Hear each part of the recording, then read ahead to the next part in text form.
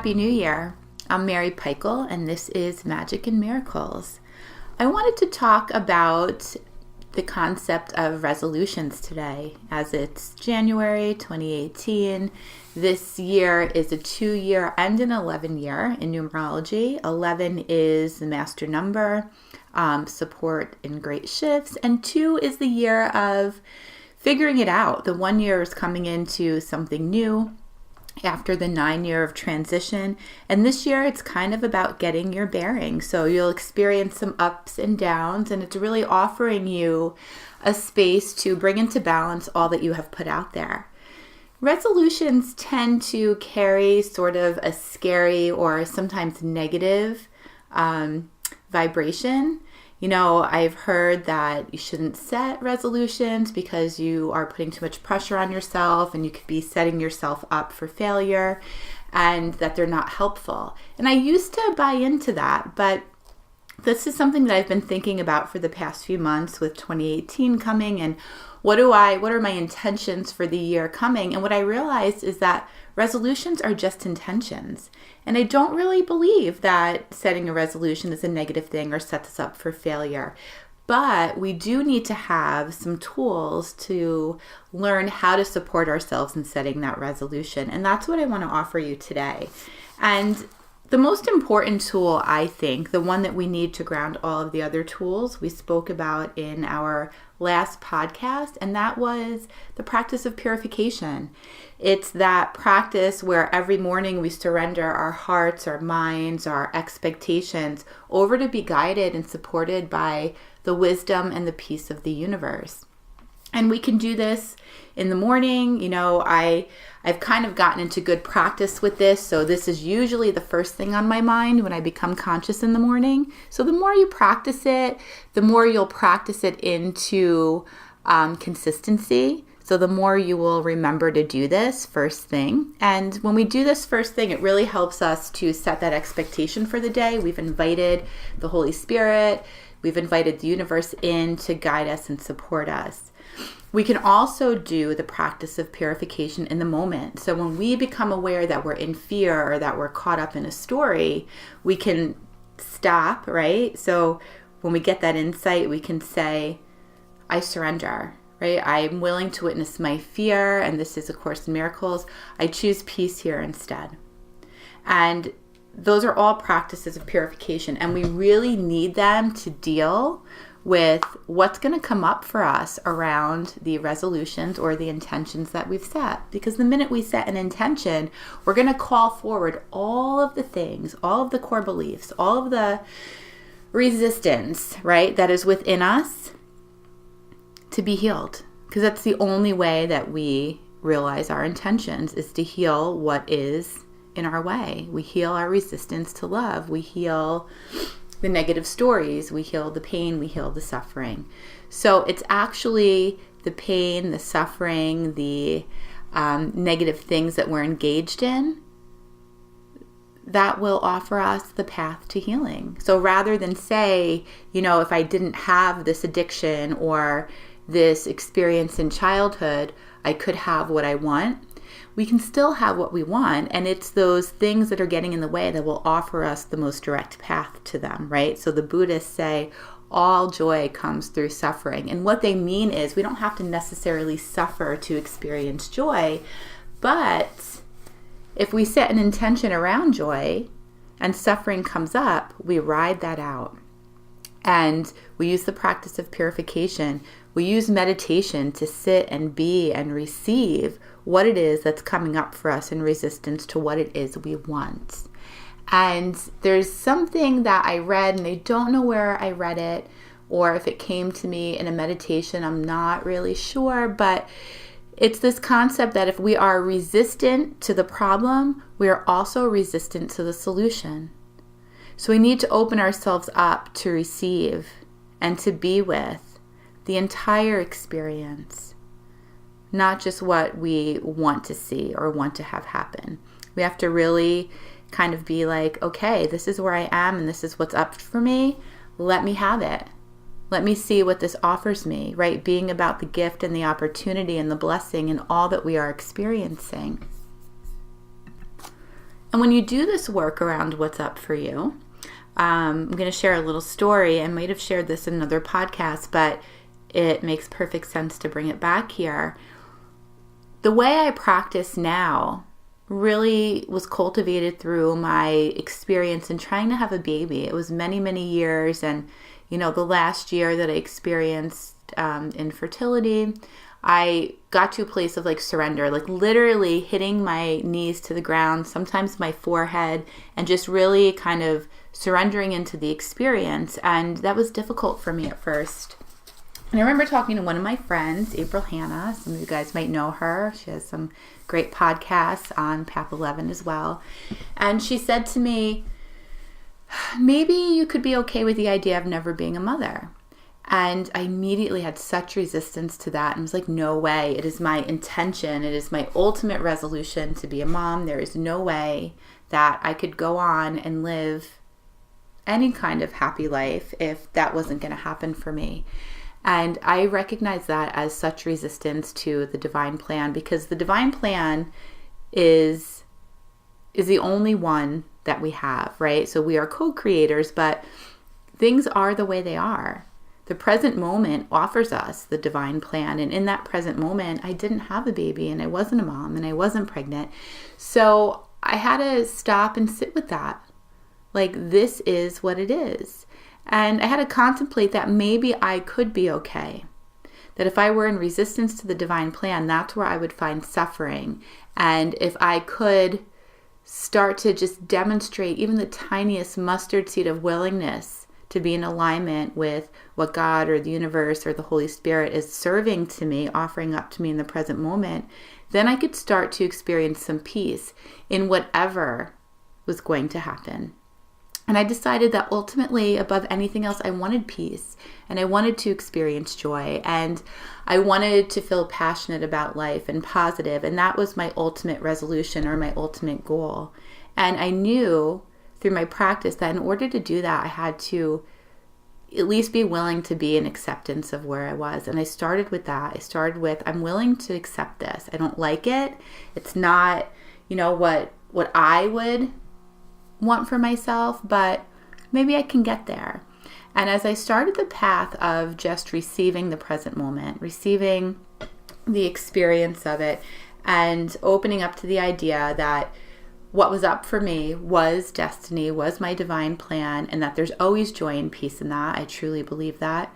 I was starting to experience some peace with where I was. And, my work started to take a new turn, and I started to feel fulfilled, and then I became pregnant. Then I got the baby. And then I saw that it was really my resistance to my resistance that was maybe blocking me from getting pregnant. I can't say that that is what got me pregnant, but all suffering is resistance to love. And when we can really look at our resistance and work with it and use it in a way that serves us, we can really experience our highest joy and our greatest good.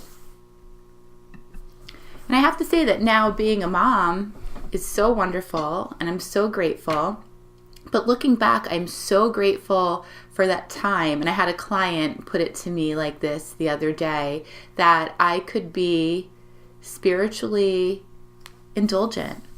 In that year that I worked on this, in that 8 months where I was just in surrender and reading and meditating and praying, and I had all the time in the world, it was such a beautiful space. And, my baby brought me that.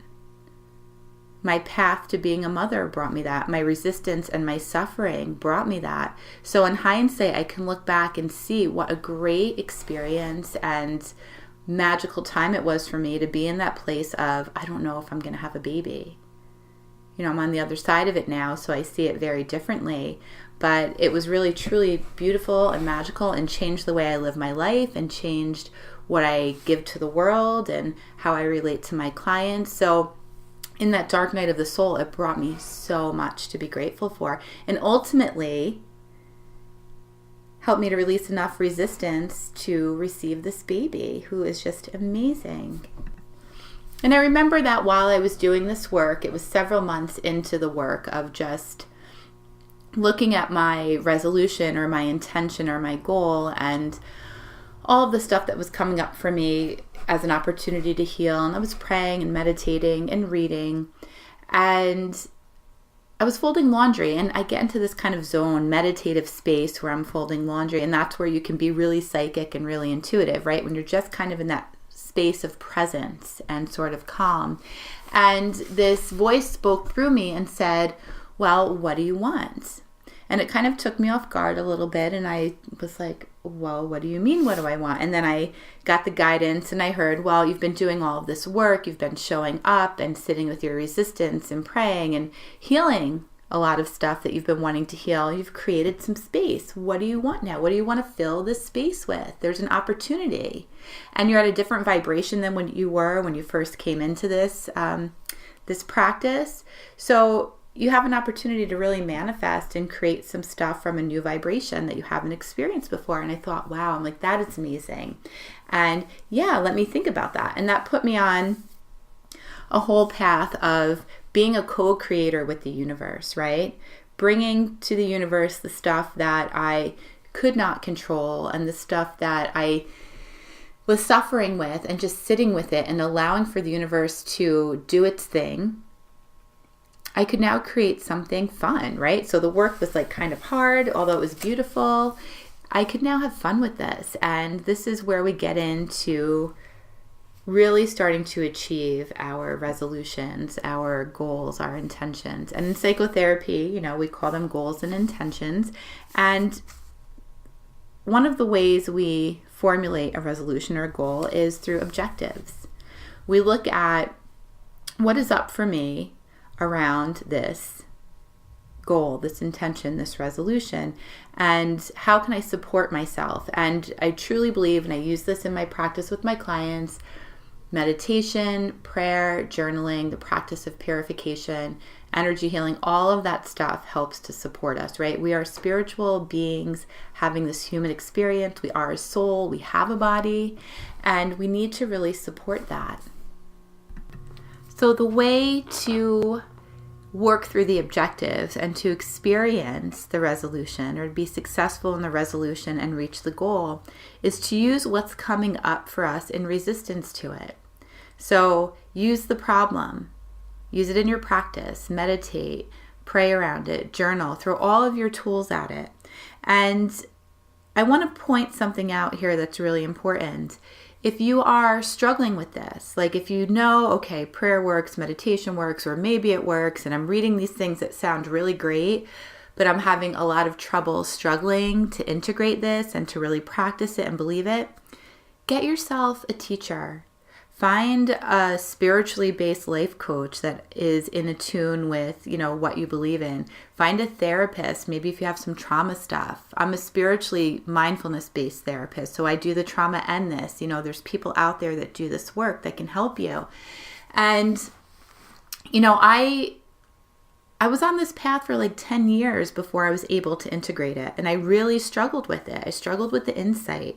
In psychotherapy, we say, you have to have insight in order to heal, but a lot of times, when we first get the insight, it causes a little more suffering because we know, but now what do we do with it? Get a teacher to support you, a therapist, a coach, to help support you through this insight and, the stuff that's coming up for you. I have lots of them. I've been with one of my teachers for like 10 years. She's a holistic nurse and she is wonderful. She is a energy healer, a Kabbalist, initiated to African shamanism. She uses essential oils. She's so great. And they will help support you in your work, encourage you, give you insight. So if you're struggling with any of this, maybe this is a message for you. Maybe this is the universe speaking to you, right? You've been called to listen to this podcast. Go find somebody. Go on Psychology Today. Go on Instagram. Like, they're all over the place. Get a book, listen to podcasts. A lot of teachers we're not even connected to personally, but we can learn so much just by reading, what they have to put out there.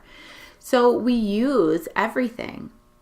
It's not that we have these goals and these resolutions, but all of this stuff is in the way so we can't achieve them. All of this stuff is in the way to help us to achieve them. It's like saying, When you're meditating and all of your stuff comes up, like you want peace and you close your eyes, but you get a lot of resistance, it's only because that resistance is recognizing that you're calling for peace, and all of this resistance is what's in you that is keeping you from peace. It's all going to come forward.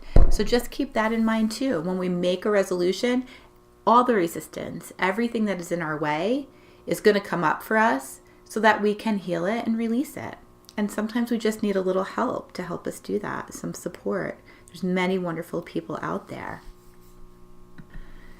And something else that's helpful too is we can choose our teacher, right? So the Buddhists have this wonderful saying that all joy comes through suffering. But A Course in Miracles teaches us that we can choose to learn through love rather than suffering. And, it's a really great choice that we have. I'll share this story. I was in a relationship for several years that really reflected back to me all of my trauma from losing my dad when I was 3, right? I had major abandonment and neglect issues. He passed away unexpectedly. And one thing that's interesting is during your early development, when you don't really have a way to cognitively put things together and you don't have a way to really emotionally process stuff, it's all going to be traumatic. So if a parent leaves you purposefully, right, there's neglect and there's the story of not being good enough and unworthy and all of that. But, if you're 2, 3, 4, 5 and all of a sudden the parent isn't there anymore and it's because maybe they passed away, you're still going to emotionally integrate it in the same way. And you'll grow up with those same sort of daddy issues or mommy issues, or trying to work out your sense of self, and you'll find partners that will reflect to you that experience. So I was in this relationship that really just reflected back to me my lack of self-worth and my distrust in maybe men. And this relationship was a really, really difficult teacher. And while I was in that relationship, I met my husband, and he was a completely different experience, right? He was able to hold space for me to come to the realization of what I was doing and what this other relationship had meant for me.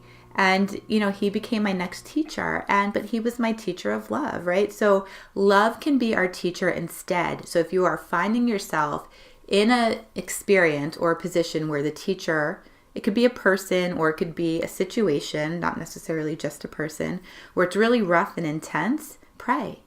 Get on your knees, hit your knees. Getting on your knees is an amazing sort of call to surrender for the universe, physically getting on your knees, putting your forehead against the floor, right? We see in religions and in yogic practice, when we're surrendering, we just get down, we physically represent surrender, and that's powerful.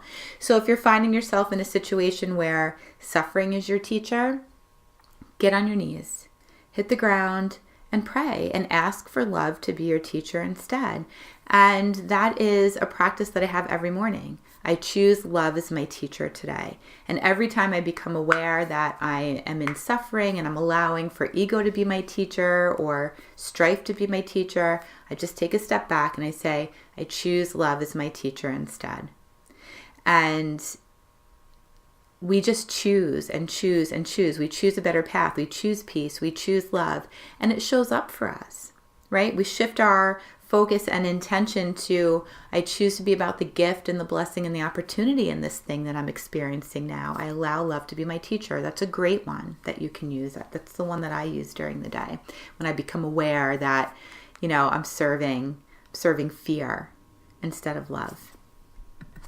And also when you're in this space, right, when you connect to the sacred flow, you become aware of your stories. And although you might be feeling your stories and you might be in judgment, you can come to a place where you don't really believe it. I was saying this I have a coach now, and I was saying this to her several weeks ago, that I have, being a child of a single mom who was widowed at a really young age, we really struggled financially.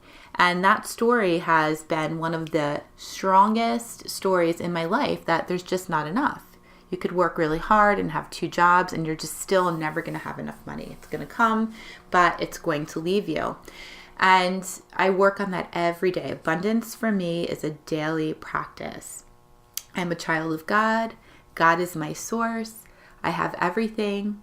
There's nothing I need, right? So that is like my mantra. I use that every single day. And, I don't necessarily totally believe that other story now. It shows up in my life. It comes through my mind. I have some experiences around it from time to time. And it stresses me out and throws me off. But if I really sit with it, I don't necessarily believe it. And I'm grateful for that. I'm grateful for the shift. I acknowledge the shift. So that's another thing when you're working on these objectives and you start to see, wow, I don't really believe that story so much anymore. It's still up for me, and I honor it and I allow it to serve me because it's still present, right? What do I still need to get out from this or learn from this? But I honor the shift, right? And that's an amazing practice too. That's going to help you to get more. Gratitude is your best frequency for abundance, for achieving your goals, for being successful in your resolution. So you have these wonderful practices that I've shared with you today, but gratitude is amazing. Start your day with gratitude, end with gratitude. It is, they say your thoughts attract your experience. Well, your thoughts actually trigger a vibration or a feeling, and it's the feeling that's attracting the experience. So when the shitty feelings come up and you sit with them, right, you don't create a story that creates more shitty feelings. You're able to move through them into a better feeling space. That is what is helping you to get the miracle, right? To have the experience or to be successful in achieving your resolution. So I hope this was helpful to you, some insight and maybe some encouragement and inspiration to help you go forward this year with your resolutions and to be patient with yourself. So I want to leave you today with a practice, and this is a practice of purification. We're going to give you a different one. I gave you one last time. So just close your eyes and get centered. If you're driving, don't do that. You can do this later. And just breathe, get centered, come into presence with breath. And on the in-breath, open every cell in your body to the light and peace of God.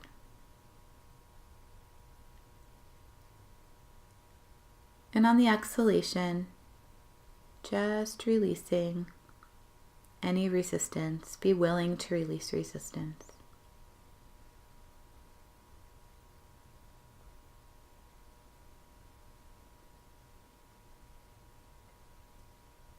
Today I surrender my heart to God's heart, my mind to God's mind. I surrender my expectations to God's expectations, my perceptions to God's perceptions. I surrender my will to God's will. I allow for the universe to guide and support me today in all that it has set up for me to experience today. I am willing to receive peace, healing, love, and joy as my teacher today. Namaste. So I hope that prayer of purification helps you. It's a pretty simple one. There's one more practice that you can do, and this is a really wonderful practice. This is called Tonglen, and this is a Buddhist practice, and this will help you to be with your resistance, the stuff that's getting in the way, so that you can move through it and come out to an experience of joy. And Tonglen is the practice of, in our Western culture, we say, in meditation, breathe in the positive and breathe out the negative. This is the complete opposite.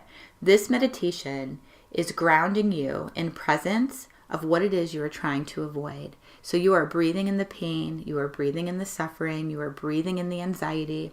And I would use this when I had high anxiety, like when I had panic disorder, right? This was really tough, but this helped me to kind of break through that resistance and heal some of that panic. And you just sit with the experience and you take a breath in and you open every cell in your body. You open your mind and your heart into receiving the experience. And on the exhalation, you just attach the intention or the antidote of healing. So you're not being asked in one breath to really receive and experience whatever suffering or sadness or sorrow that is up for you, and then switching it the next breath to feel something positive. You just intend. You just hold the intention for that to come through. So breathe in the experience of panic, the constriction that you're feeling around your chest, right? Open your experience to receiving that. And then the exhalation, just attach the intention of peace or compassion or safety. And as you practice this, what's happening is you're calling forth from within, right? You are the universe. All the wisdom of the universe, all the compassion, all the joy, all the love, all the healing is actually within you. And when you do this, you're calling that experience through to your conscious experience. So your conscious experience with practice becomes one that is more loving, that is less resistant, that is more peaceful, that is more capable, right? This is like a practice of the warrior, right? When we really take on our stuff, like Chogyam Trungpa says, right? This is the path of the warrior, this life that we are living. So I hope that this message has served you today.